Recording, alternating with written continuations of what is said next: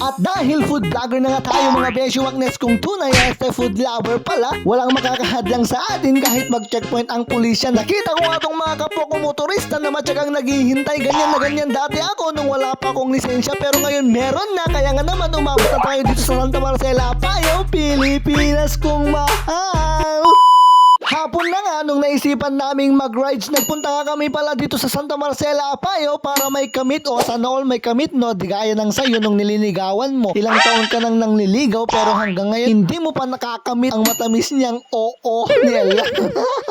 At bigla kaming napa-stop over dito sa may tabing kalsada kasi nga ang daming tao dito kanina. At pagpasok nga namin mga Beshi Wagnes ko ay sakto pala na nag-offer sila dito ng aming ultimate favorite na Mickey at Batil Patong. Kaya naman na-order na naman ang person. At ito nga ang man music nyo, nagwapo pa rin kahit wala pang ligo. At di nga nagtagal gaya ng relasyon nyo dati ng jowa mo na kung mag-makeup is sobrang kapal. Dumating na nga sa wakas ang order namin na Mickey at ng Batil Patong. Grabe mga Beshi Wagnes ko, ang daming toppings ng Batil Patong nila dito. Siyempre pag Batil Patong hindi mawawala ang organic na Viagra, ang lasuna. Okay, first bite para sa pangarap. Grabe mga Beshi Wagnes ko, heaven above. Oo mga Beshi Wagnes ko, heaven above ang nakukunan ng kamera ko. Okay, sabay in short against the light.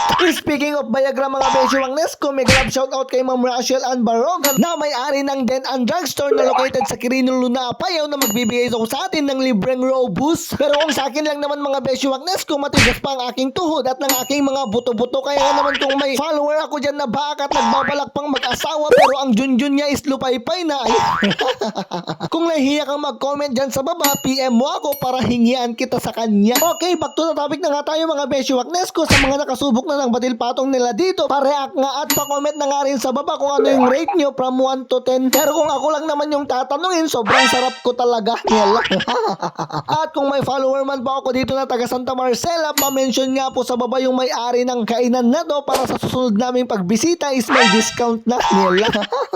Ang kagandahan nga pala dito mga Beshi Wagnes ko, yung toppings ng Mickey nila hindi nila agad-agad hinahalo. Nilalagay muna nila ito sa maliit na plato at nasasayo na kung ihahalo mo ito o kakainin mo ng solo. Si Mrs. kasi mga Beshi Wagnes ko, may mga ilan na ayaw na itinatopping sa Mickey, kaya heto yung kagandahan sa kanila, mapipili niya kung ano yung gusto niyang ilagay. Grabe talaga mga Beshi Wagnes ko, sa dami ng servings nila dito, kahit hinatian ko na yung anak ko, hirap na hirap pa rin akong ubusin nito. At heto nga yung isang nagustuhan ko dito mga Beshi Wagnes ko, kakaiba yung lasa ng coke nila dito, may lasang taba nila.